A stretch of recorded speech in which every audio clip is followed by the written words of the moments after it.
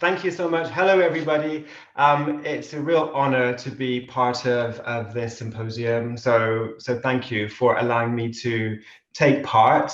As you probably know or can probably guess, I absolutely love picture books. I love making picture books, reading picture books, sharing picture books. To me, picture books are the most exciting form of art and literature, and they enable me to explore lots of different subjects. They can be fun, educational, they can be powerful, they can be important. We all know this. They can be universal.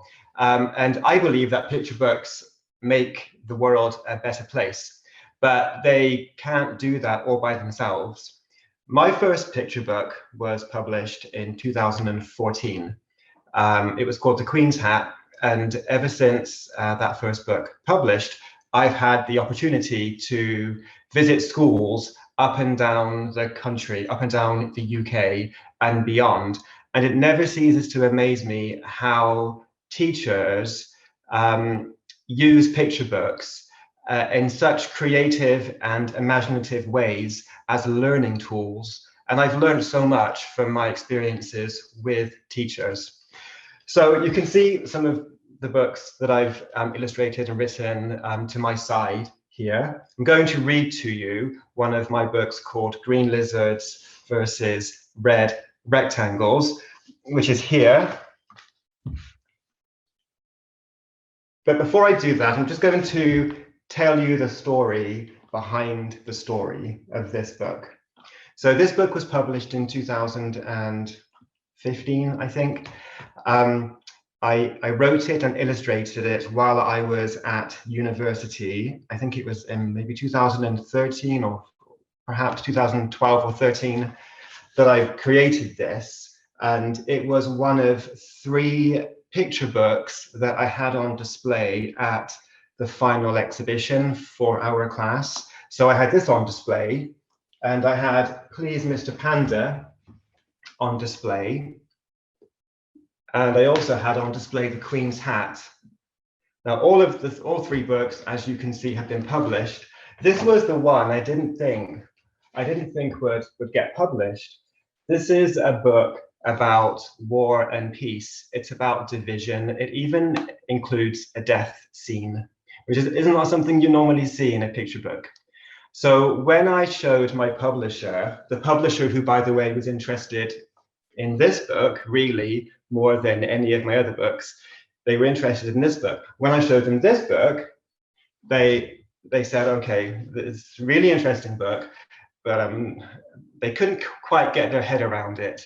And I tried to convince them. I said, please, it would be so great. I felt grateful to have just the one book published, and I didn't think that they were going to go for this one. But when they did show some interest, I tried to explain and explain the inspiration behind the story, why I wrote it. So I'm just going to explain to you now why I made this book. So as I just said, picture books allow me the chance to explore lots of themes. And I've explored all sorts of themes in my picture books. I've explored temper tantrums, manners, famous landmarks, screen time, and in this one, war and peace and division. So this book was inspired by, oh, and by the way, if you have any questions that you might want to ask, please do feel free to put them in the chat box, and I'll take a look at them after I've read the book. So this here is a painting. It's a printout of a painting called 8 Red Rectangles by Russian artist Kazimir Malevich. It was painted in 1915. I saw this on the front cover of a magazine while on my break, when I worked as a part-time student support worker at Swindon College. So I saw this on my break, this particular image on the front cover of a magazine, and there was something about it that I found really intriguing. Ideas for stories are everywhere. They're all around you. They're on magazines, on television, in the news, in books. And I felt that there was I felt there was something here. When I saw this, it really inspired me. what I saw here was chaos and order. I saw that the rectangles were placed, they were intentionally placed like this, but they also looked a bit chaotic too. So this really played on my mind, this one image. And around that time, I had been drawing reptiles at the local wildlife park. So I had these sketchbooks of reptiles, and I had these rectangles in my head. So I woke up one morning with the vision of reptiles, lizards, an image of lizards sat on rectangles, laying on rectangles, kind of interacting with rectangles, which I know sounds really strange, but there was something about the two things, the two entities, rectangles and lizards, I found really intriguing. So I drew this in my sketchbook. I drew this image of rectangles and lizards. And I wrote red rectangles and green lizards. And I wondered how the two entities could exist in the same space. I really wanted to have fun drawing loads of rectangles and loads of lizards in a book. How could I do that? It doesn't really make sense. There needs to be a story. How can rectangles live with lizards? And right there was the story. That was the story. How do they live together? And from that sort of idea of how do two things coexist in the same space came the idea for this story. So to me, this story was really an exercise in design, as well as a story about learning to live in the same space. So I'm going to read it to you now. This is green lizards versus red rectangles.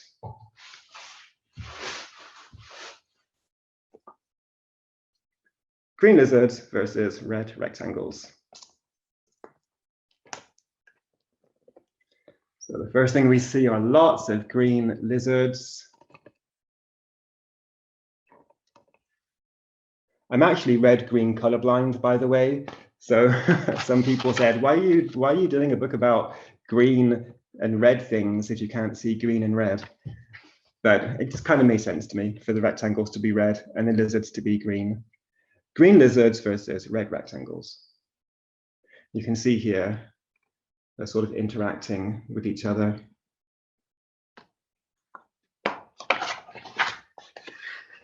The green lizards and, oh, hold on a second, let me get this right. Here we go. The green lizards and the red rectangles were at war.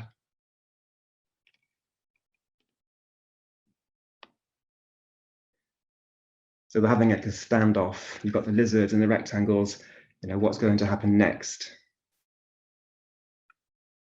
And they look pretty angry. These lizards are full of character. They look really angry. These ones, some of them look a bit scared actually, but this one looks pretty angry. And these have no faces, these rectangles. Are they even living beings? Do they even, you know, are they intelligent, or are they just rectangles? The green lizards tried their best to defeat the red rectangles. So you can see them all pushing the red rectangles as if the rectangles are dominoes. They tried their best to defeat the red rectangles, but the red rectangles were smart. And you can see what they did here. The red rectangles created a circle, and they're gonna squash the lizards. So the red rectangles were smart. The red rectangles tried their best to defeat the green lizards. So the lizards are being squashed by all these rectangles that have come together to form one giant red rectangle. But the green lizards were strong. So they're pushing the rectangles the other way. And if you look closely at these lizards, and there are hundreds of them. Some of them are angry, some of them are tired, some of them are just squashed and they're stuck in the situation.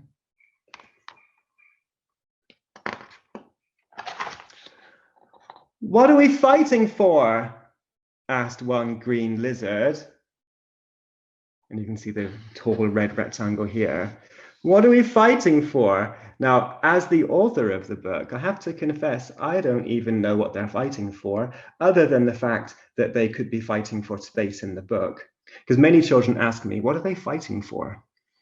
And I don't necessarily know what they're fighting for. And I wonder if sometimes we forget why we're fighting. We just fight, because that's all that we know. So what are we fighting for? Asked one green lizard. But he was squashed. He was squashed. Where are we? There you see the lizard there squashed in the corner. Oh, there we go. He was squashed, and this led to the biggest war ever. The biggest war ever. Now, if you look close, you can see lizards jumping and kicking and running and hiding.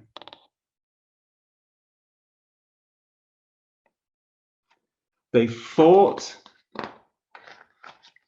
and fought until, so now there are way more, and you can have, you could spend a long time just looking at this image. This looks like complete chaos. If you look real close, you can see that, there are lots of things you can see, and you can interpret this in any which way you like. Are the rectangles actually doing anything? Because to me, it almost looks like the lizards are doing all the pushing rectangles into other lizards. And there are lizards that are squashed and hiding. They don't really want to be part of this. There are families that are being torn apart. They fought and fought until they could fight no more. So now they've all collapsed, exhausted. Enough is enough, said one red rectangle.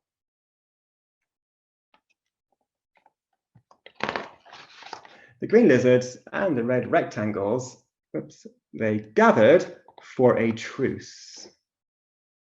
They gathered for a truce. And they finally found a way